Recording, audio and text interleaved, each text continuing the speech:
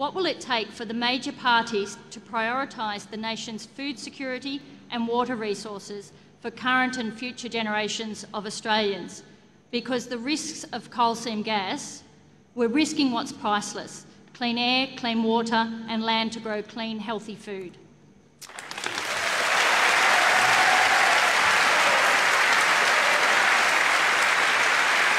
Okay.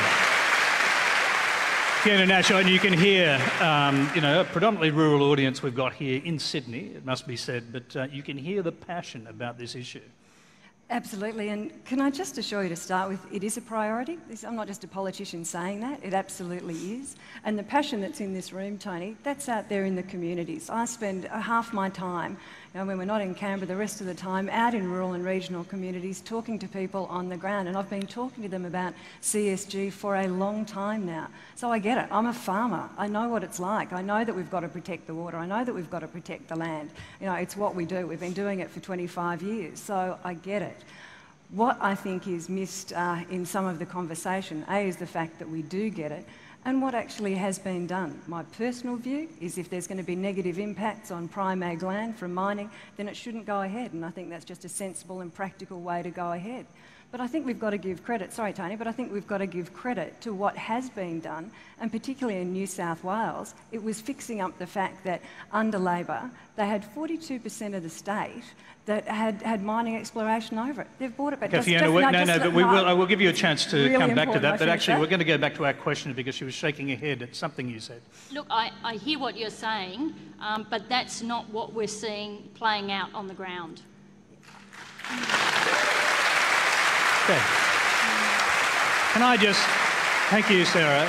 Can I just actually try something with the audience, Fiona, if you just bear with me for a minute? I'd just like the audience, put up your hand if this issue is a vote changer for you, particularly if you're all right.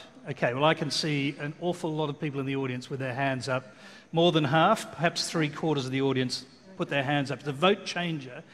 Is it time the National Party changes its view of what it should do about what's happening to farmers? Well, I think one of the questions to ask the audience would be is how many of the audience know that the New South Wales government hasn't issued one licence for CSG since they've been in government?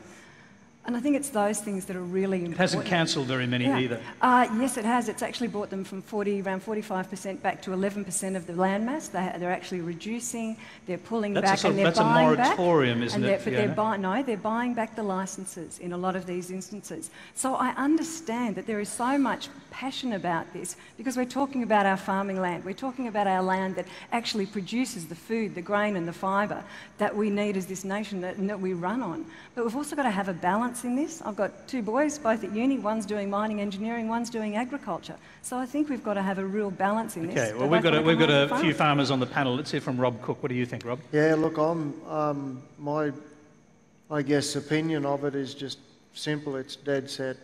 It shouldn't be allowed. There's so many variables with underground water, and you're going to start poking and prodding and carrying on. Eventually, it might not happen, in the next 10 years, but it is going to happen. It's going to have an effect on our water table underground, and I just wouldn't go there at all, And as far as sacrificing today's farming land, I think it's short term.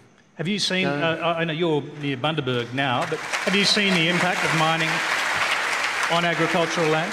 Yeah, look, absolutely. Even in the Northern Territory, Supplejack's one of the most remote cattle stations in Australia, and even there's mining activity, and they leave behind them just a massive cleared area where they've set up camp and walked off. The roads are all, basically turned to ball. We've got to turn around and repair them. You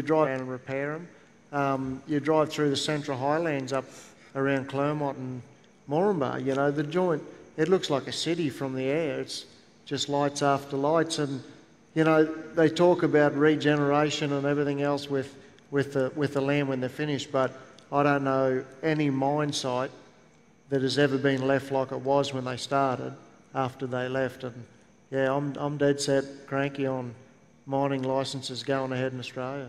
Robyn, what do you say? You mentioned this earlier, so we've got a sense that you have a strong opinion. So, yeah, Sarah, I totally relate to your situation, because it's exactly the situation that I'm facing with my farm at the moment.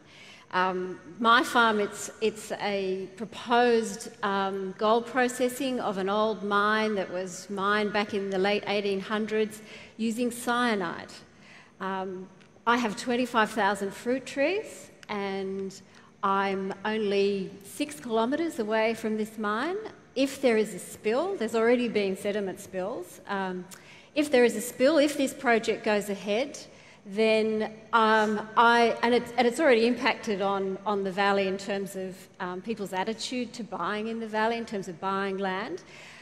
You actually were trying to sell your orchard last year, yes. And were people turned off by the fact that there was... Yeah, they were. They brought up the fact, they said, oh, it must be a worry to you, the fact that you have potential cyanide processing, cyanide that would flow from the water supply at the top of an escarpment right through our farm, all the way down to Maruya. And at that actual water flow, there are over 70,000 people that use that water. So I just find it staggering that there is just not common sense applied to this, and there is not somebody saying this is not acceptable, this should not go ahead.